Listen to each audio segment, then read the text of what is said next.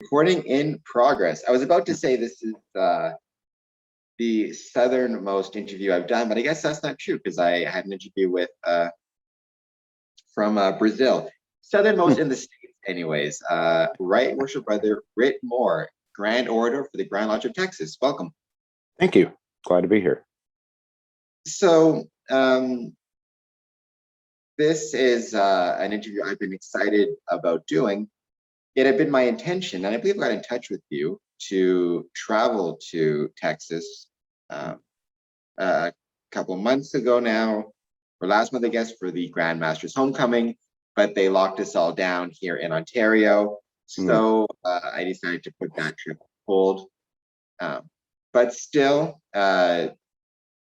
Freemasonry in Texas. I understand you guys have got some amazing buildings, some amazing historical connections between Texas and Freemasonry, and so it is on my list to visit for sure. But since we can't do it in person, we're doing it over the internet. So thank you so much again. Oh, glad to be here. Absolutely. Texas does have some unique architecture, that's for sure. Yeah, and it's worth the trip at least. So let's start though with your position, Grand Orator, which not every jurisdiction has, to my knowledge. Yeah, I haven't looked into that. I'm not sure either. I don't believe, and if I'm mistaken, I'm sure some Mason will throw it in the comments. I don't believe we have one in Ontario. So anyways, tell me, what is your role as the Grand Orator for the Grand Lodge of Texas? It's when everybody takes a nap at Grand Lodge.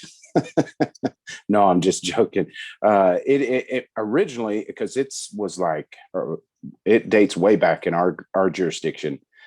So originally it was put in for the entertainment and education of the brothers, and that's pretty much sums up my role. It kind of evolved from just speaking at Grand Lodge to, historical events and, wherever you're called upon. It used to be a more popular role to, speak at lodges and things like that, but that's kind of, it's gotten a little more ceremonial than in years past. But, speeches used to be 30, 40 minutes long. Now, if they're over 15, you've lost them. So it's a different time. It is a different time, but do you think that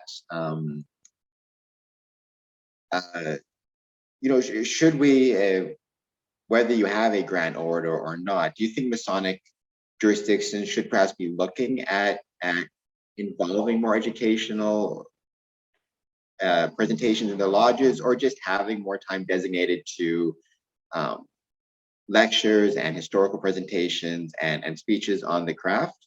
Because we do live in a society of very short attention spans, it can seem like.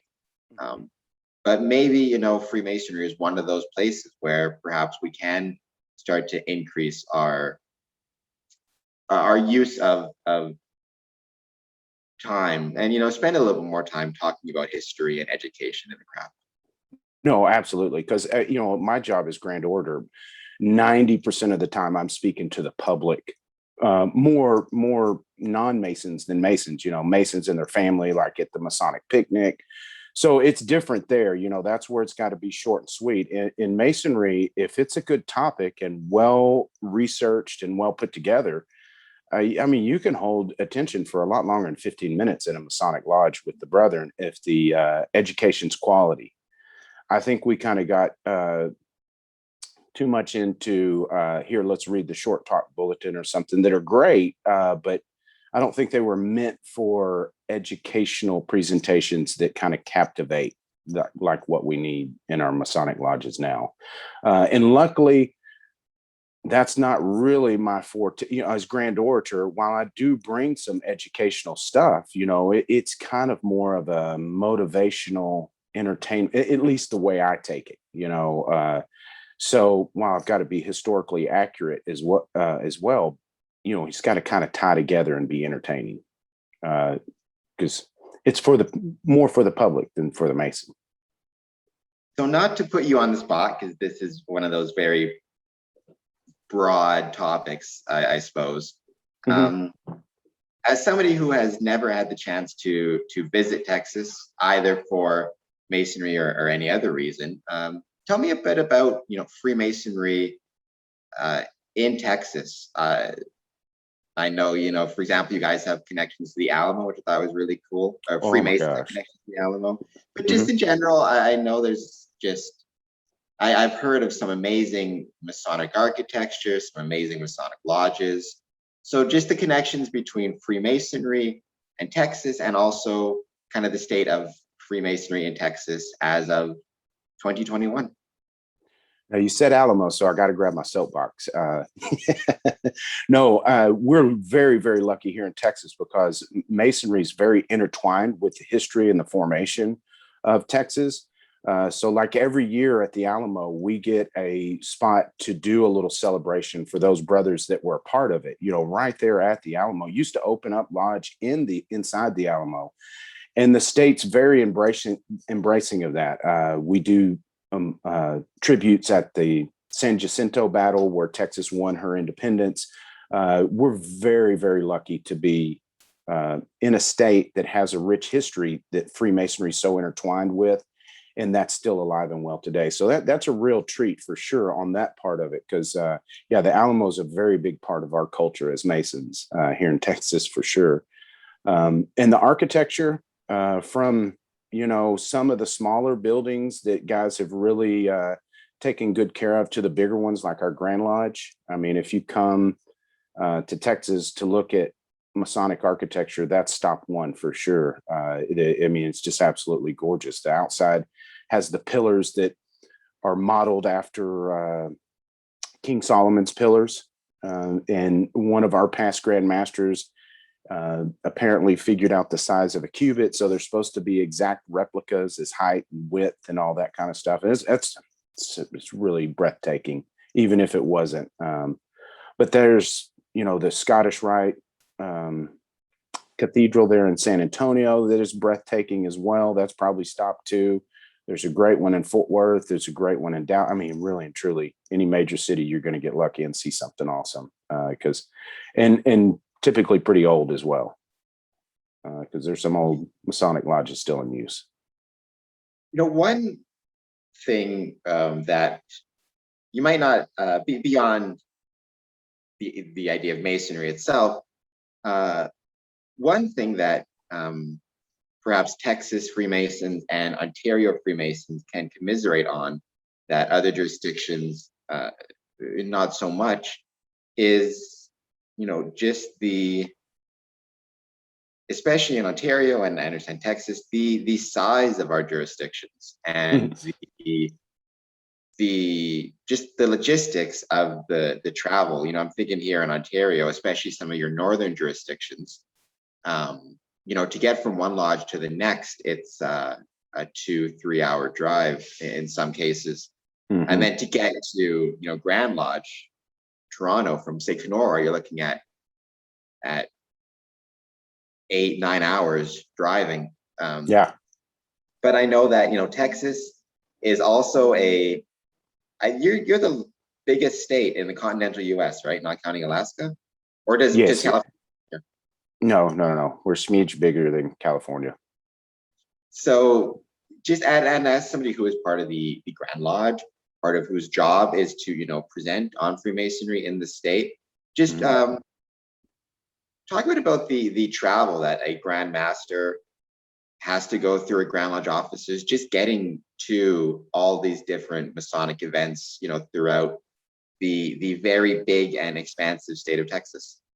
That's while it is a big sacrifice because there's a lot of time and a lot of tires that you go through. Man, that's the beauty of being a Grand Lodge officer and having that pull to travel.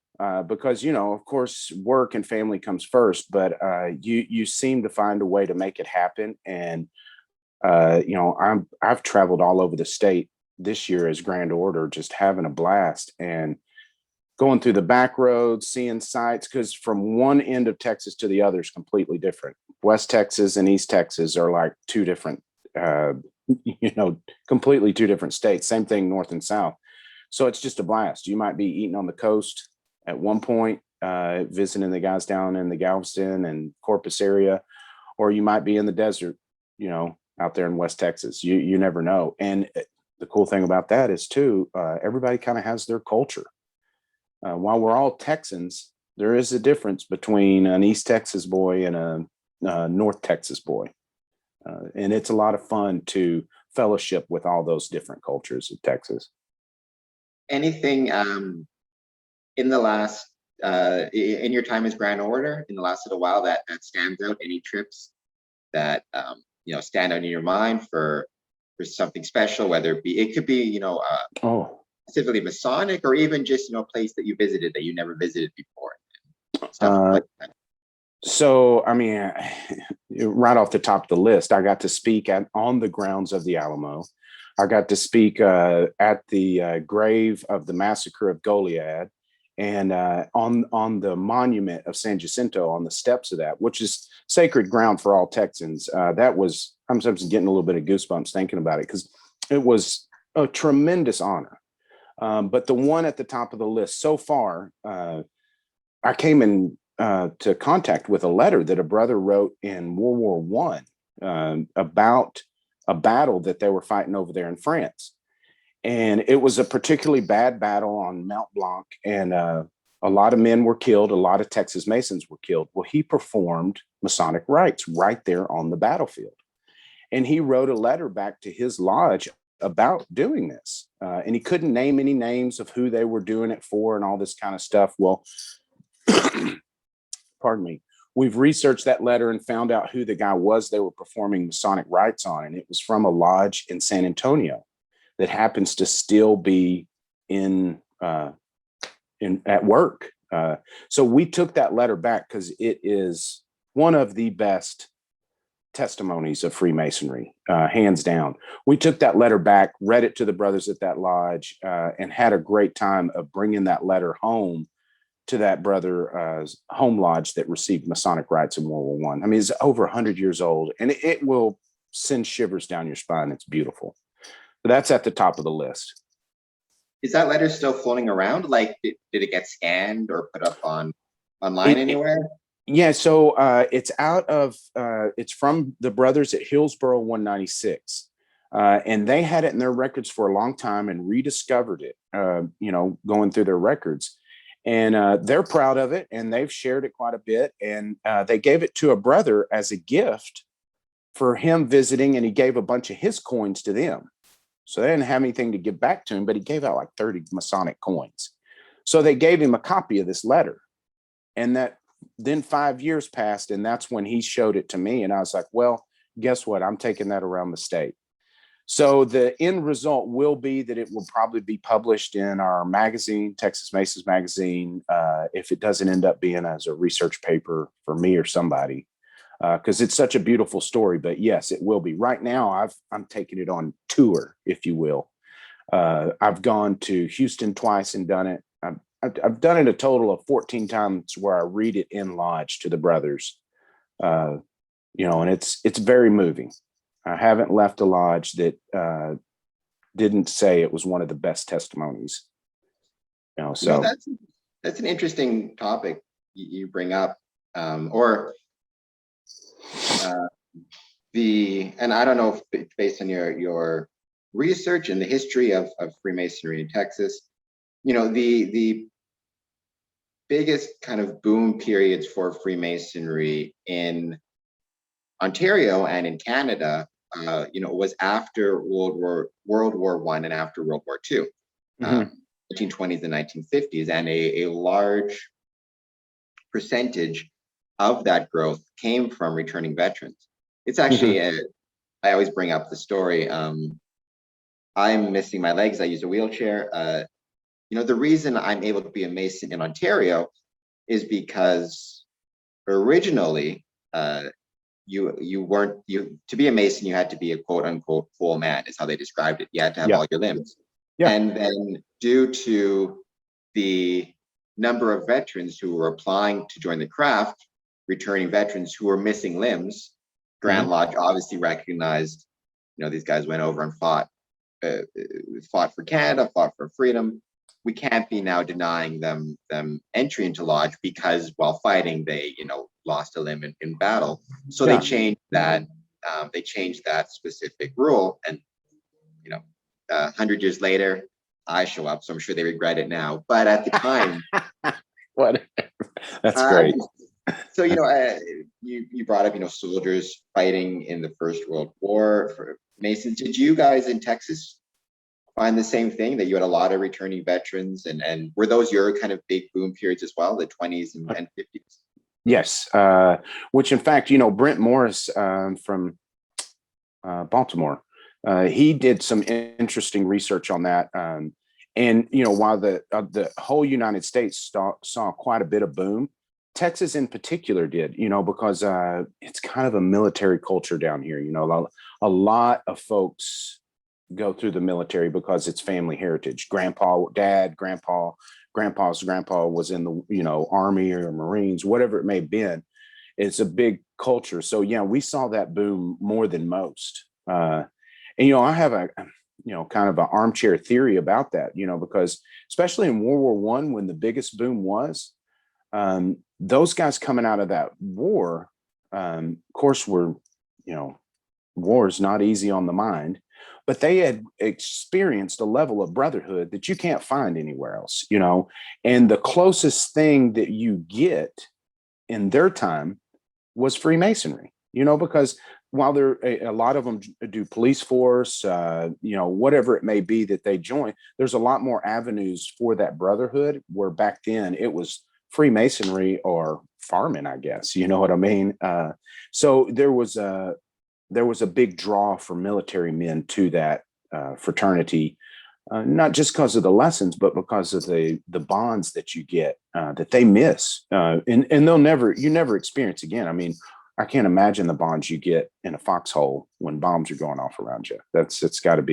You got to get pretty close to the guy next to you, and Freemasonry kind of offers that, because I see guys that have been in the military that get into Freemasonry and actually dive into it. They enjoy that brotherhood a little deeper than civilians, as we call them down here, than us regular folks, because they know the value of that bond, the firsthand.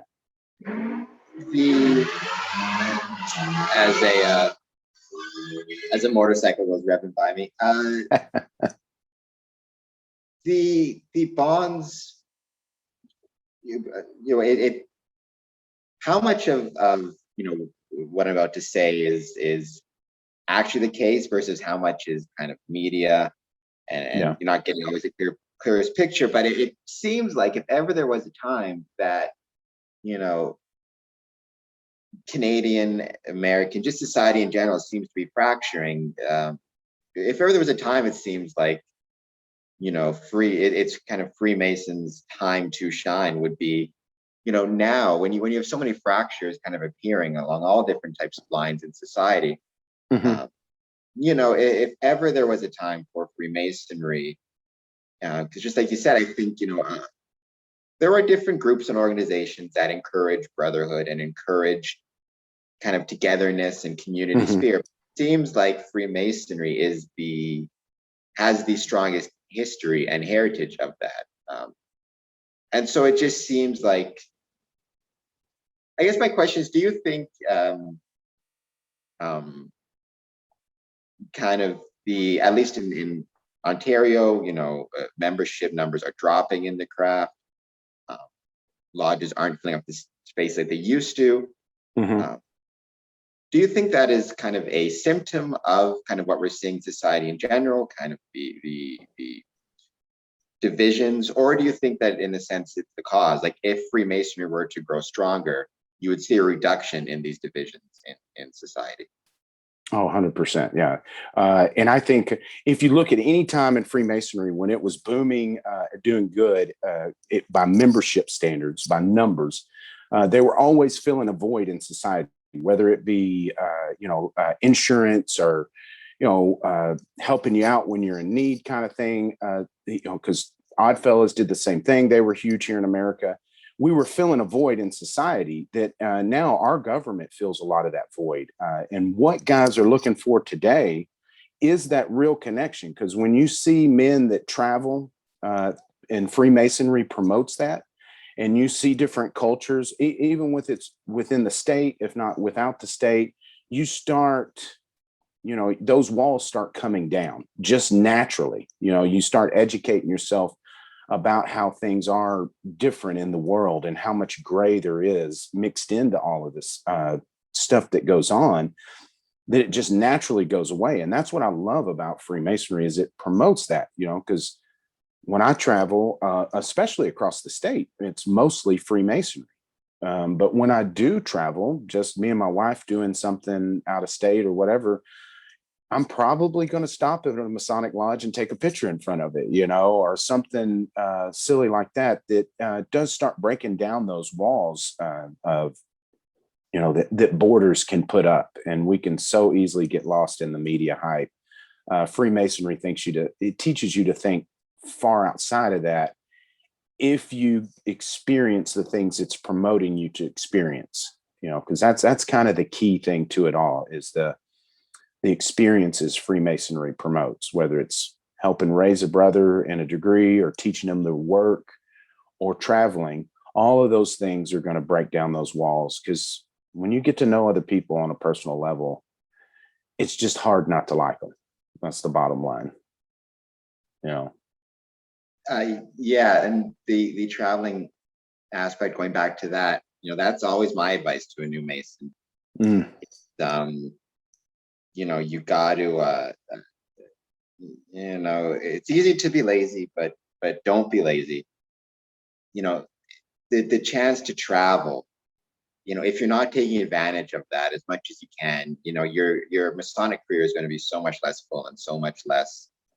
It's going to be so much less meaningful. And also the other way around too, right? When a Mason travels, they benefit from the travel, but the lodge they are visiting benefits from that visitation as well, right? It works both ways. So even if you are not in the mood to travel, just think about what you provide to that lodge by being there. Can mean a lot. So, don't be lazy. I know people like to sleep, but jump in your car and go to another lodge. You'll be fine. It's worth it. Yeah. And you can find it, you'll go to a lodge and you may not enjoy it a whole lot. And it's easy to find reasons not to enjoy it, but it's kind of like a buffet. If you leave hungry, it's your own fault. Because I guarantee you, if you were to sit down with any of those brothers and be a little outgoing and ask some open-ended questions, you're going to get a story about something that's going to make that whole trip worthwhile, no matter if the reading of the minutes takes an hour and a half, and you got to suffer through that part. You forget about that and remember the stories you heard at dinner time or after the meeting in the parking lot, whatever it may be. Make the effort to make it worth your while. And I promise you it will be. A lot of these stories and the letter I told you about in World War I all came about by just pushing for that, fellowship, because it doesn't always just magically appear. Sometimes you got to work at it. That brings up the question, and I've brought this up on other interviews. Do you think that Freemasonry should be, and I'm trying to think of the dichotomy, should Freemasonry be an enjoyable experience or a fulfilling experience? Because I think that those two, sometimes they go together, but they often don't. The classic example I've often used is exercise. I myself am very lazy, so I would rather never exercise if I had my druthers. But I recognize that even though it may not be an enjoyable experience, right, it is fulfilling or necessary if I want to, have the best quality of life. And I think, in Freemasonry, we can sometimes forget, yes, it can be boring and uninteresting to listen to minutes being read and listen to accounts being passed, or even, to attend a degree when you have no work to do, when you're just there as a spectator. Yeah. But, it's, if not for you yourself, for the lodge, it's fulfilling because when the candidate, sees a full lodge room, it means something to that candidate and it improves the morale of and the Yeah. minutes, the correspondence, and all that administrative stuff, while it can be boring, you can't have uh,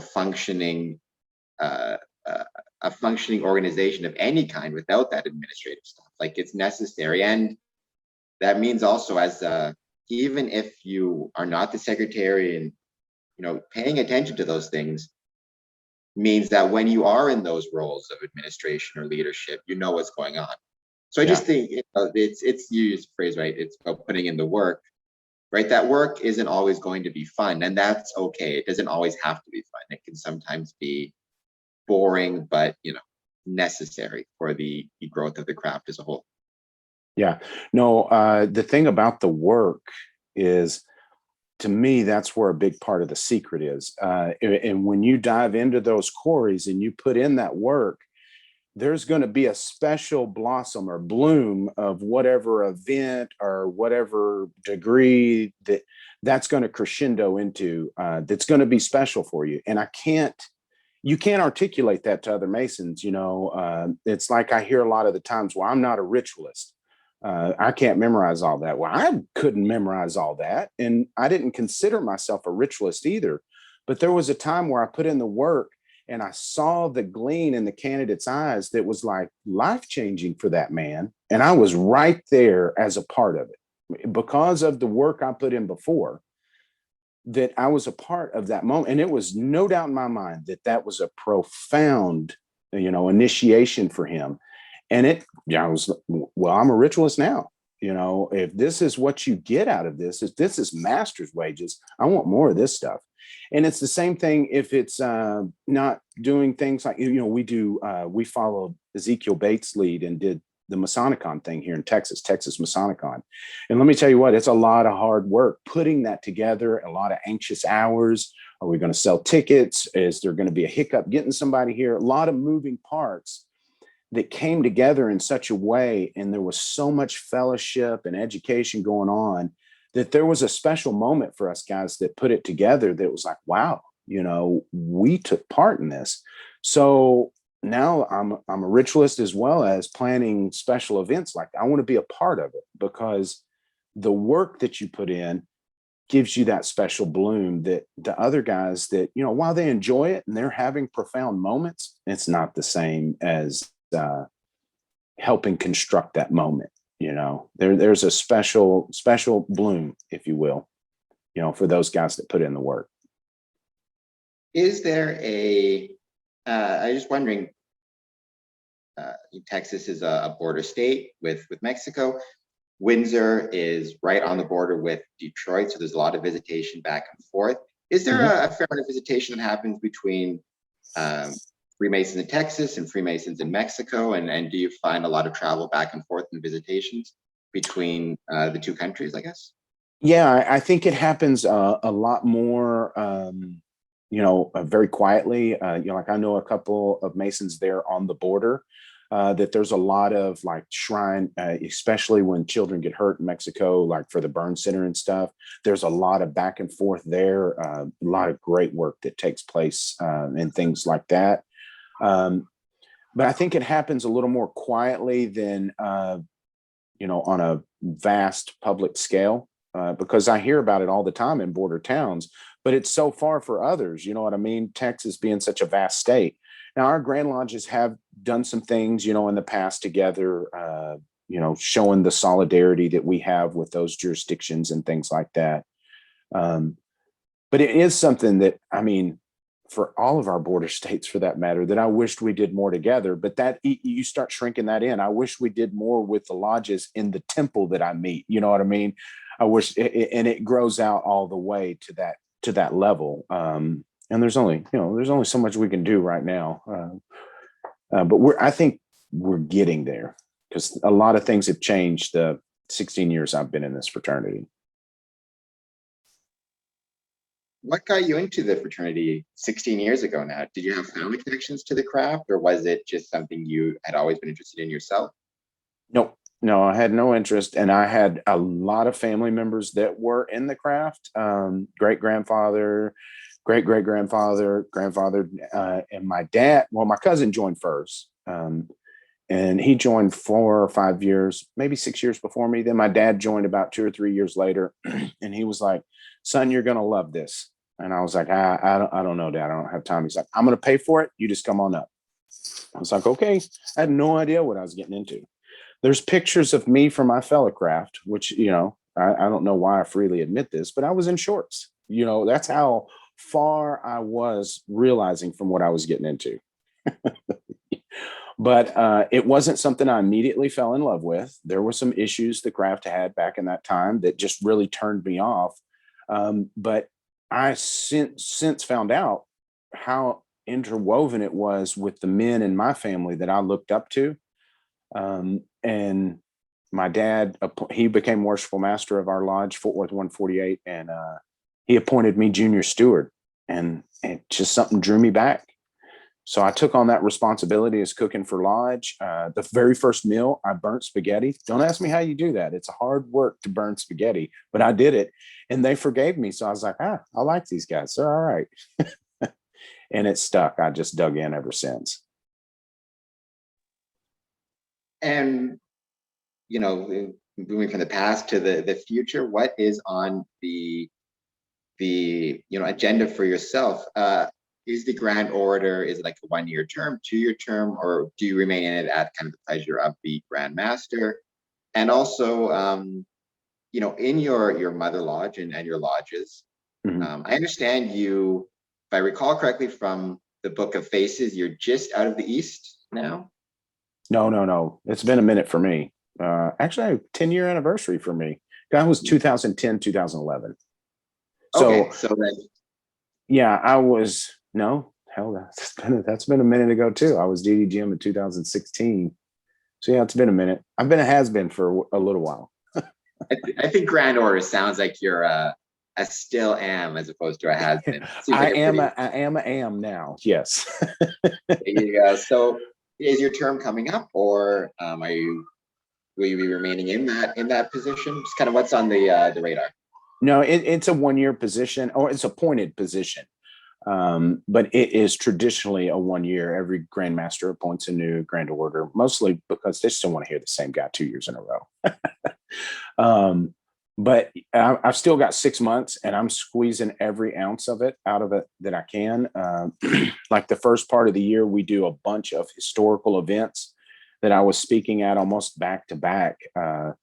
And now that that's all out of the way, we've got a long spread of time before I have another official event as Grand Orator. So I'm going around to lodges presenting that letter I was telling you about, and far and wide. I mean, I'm traveling almost 10 hours to El Paso here next month to present it out there, and then down south towards the coast a couple of weeks after that, all over the state. So if I hadn't been Grand Orator, it'd probably be a little bit tougher to make that happen. But with that title behind, I say, hey, look, I'm serving as your Grand Orator this year, and I want to come do a presentation at your lodge. Would you mind? They're like, oh, we'd love to have you. As opposed to I'm some old past master from a lodge here in North Texas, and they're like, yeah, we'll see what we can do. So I'm soaking it in and enjoying every minute of it, because that letter, yeah, Masons deserve to hear. That's for sure. It sounds like, yeah, it sounds like a an awesome letter, and just an example of what can be discovered. The Mm-hmm. the danger that so many temples and lodges, one of the dangers is, if you don't, it's so easy for historical documents and letters such as that to get lost, pieces Oh, of history of the temple. If you don't have like a dedicated historian, maintaining these and hopefully start looking at digitizing them. I know a guy in the States, a Mason in the States, is working on that. Like, mm-hmm. this is just one example of something that it's so easy for a piece of paper to get filed away and lost. And then, that piece of history is lost. So I think Yeah. this is a great example. Just, if you're a member of a lodge or on a temple board or whatever it is, like take the time to go scavenge through your records Oh and man, yeah, protect them. bingo. Even I had an interview with the archivist of the city of Windsor for this podcast, and just Oh all the wow. things that, you know, mice, water damage, heat, like all the Hmm. things you have to do to protect these things from the elements, from rodents. Like it's very important to do so. And Yeah. your letter, and I would think Texas having such a robust history, having such a connection to Freemasonry and vice versa. There's so many lodges that are probably sitting on just treasure troves of historical information Oh about man. Texas and the Crown. So Yeah. let this letter be an example of just the importance of maintaining these things. No, and that's part of the presentation that I do is kind of the etymology of that letter of how it was written on a battlefield in France, in 1918, shipped over to Texas, read to the brothers of Hillsborough at that time, and then put in their minutes, just basically in the book of minutes, until almost 100 years later, some guys discovered it, and they were, they're very proud of it down there. And then the fact that we had another brother, Sam Gibbons, that visited and gave out all the coins, and they gave him this, the way that it ended up all the way back into our hands, presented back at the brother that was killed in Actions Lodge 100 years later. It's a beautiful story. Not to mention all the back stories that I've found out behind it. One of the dads was 22nd governor of Texas. I mean, you can't make this stuff up. It's a great, fantastic story. And you think about the brother who's writing that letter and taking the time to write that letter. He's writing that letter on the battlefield. It's not like he was in a nice hotel, air conditioned. I'm sure he was covered in mud and shit and who knows what. Like taking the time to document this and send it back home. He recognized this is something that needs to be remembered for future generations. Yeah, and you can feel it in his letter that the craft at that moment was a crutch for him, because he was having an extremely hard time dealing with what had just happened. I mean, there were a lot of men killed and wounded. There were men he knew that were gassed. The guy that they performed the Masonic rites over because they performed it on all the fallen Masons on the field, which there were a lot of, especially Texas Masons, because that was a big battle they were involved in. But the particular Mason that he was in front of, he knew well, and he was having a hard time dealing with all this death and destruction. And the way he was able to help deal with that was write this letter to his brothers. And it's just beautiful, because he talks about how, look, sorry, guys, I opened a lodge in the middle of France. I didn't have a charter. We didn't have aprons. I'm sorry, but I know you're going to forgive me. Of course, he doesn't say it like as jesting like that. It's very beautiful language from the early 1900s. But that's basically where he's like, man, in order to deal with all this death and destruction, I fell back hard on Freemasonry, and this is what we did. And it's just absolutely gorgeous. And just referencing the battlefield, I'm assuming, I don't know if the brother could have known necessarily, but a battlefield is going to be filled with wounded and also the dead of both your side and the other side. My assumption is, right, whoever it wasn't at that point, it's not about giving Masonic rights to your side necessarily. It's about giving Masonic rights to any brother who may have fallen on that battlefield, whether it be American, Canadian, German, whatever the battle lines were. Right, once you're dead, it's a matter of giving Masonic rights. Then you're not the enemy anymore. You're just a brother. Yeah, no, absolutely, and it really conveys the devastation that's laid on the mind of the men that make it through things like that. Because having never gone through anything even close to something like that, I have no clue But it strongly conveys that, hey, even though I got through this battle and I didn't get wounded at all, I'm still wounded. This is touched him on levels that we'll never experience. But yeah, hopefully at some point, because I'm planning on recording it at some point, and then our Grand Lodge will put that out, on their social media or whatever it may be, however we decide to put that out. And I was just kind of doing it in person for a little bit, getting the practice down, because it gets better and better every time. Absolutely. And yeah, when I consult, please let me know and I'll share it for sure. Oh, for sure. Yeah. Yeah. Listeners of the podcast and, brethren in Ontario. You mentioned it, and this is something I've been learning more and more about. So it's something I'm interested in, and I'd love to learn more about your work on the Texas Masonicon. I actually just got my shirt from Ezekiel Bates. Oh yeah. And I've had Ezekiel Bates, I've had Brian Simmons on the podcast, as well as the organizers of Esotericon, which just took. But yeah, what is happening in terms of Texas Masonicon? Are you guys working on it right now, or when will it be? And also, where can brothers learn more about it if they want to take part? So, golly, it's been so long since I've been to the website. I think it is texasmasonicon.com, but we are basically, it's either that or txmasonicon.com. Oh man, my guys are going to kick me for not knowing that. Google Texas Masonicon, it'll come up. But we're knocking the rust off the cogs basically right now, because we had to cancel for 2020. And then, these things take so long to plan that 2021 was still iffy when we needed to start making travel plans and all that stuff. So we decided to postpone that 2021 as well. But we are now starting to, like I say, knock the rust off the cogs, just plan for 2022.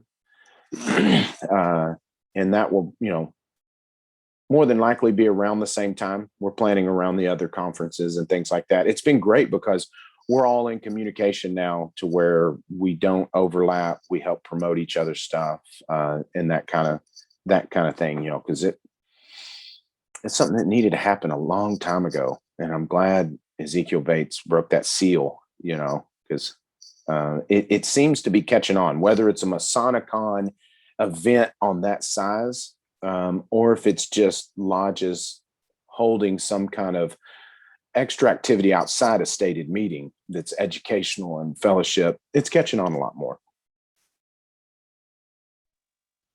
Good. So yeah, keep everybody watching this, keep these cons in mind, because there is, like I said, this year, a lot of them, there's been a lot of cancellations or switching over to virtual. Knock on wood, as vaccinations go up, et cetera, we should hopefully be going back to in-person Masonicons, and it's well worth supporting. It's kind of a chance to, just attending virtually, let alone in person. It kind of feels like it's traveling, but it's almost like visiting 4 or 5 lodges at once, because you go to one of these events and you're seeing come in. It's a great way to travel, and also, you can travel in person to these events and you see the speakers, but then you can also get a chance to see the Masonic sites in the city, and you're meeting brothers from multiple lodges, multiple states, internationally, perhaps. It's well worth keeping abreast of, that's for sure. No, and it's something I think every state needs to look into, because while it is fun to travel to these things from state to state, not everybody has the time nor the resources to do that kind of stuff. The vast majority of our people are local Masons, while we do get a lot from around the state as well.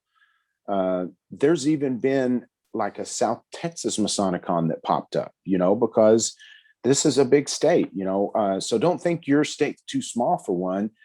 Just plan accordingly. Don't spend thousands of dollars if you're only going to have, 30 or 40 guys show up. But still, that's a it's something that needs to start in more states. In that way, the local brothers that don't have the time or resources can enjoy these kind of things, because there's a lot of Masonic speakers out there.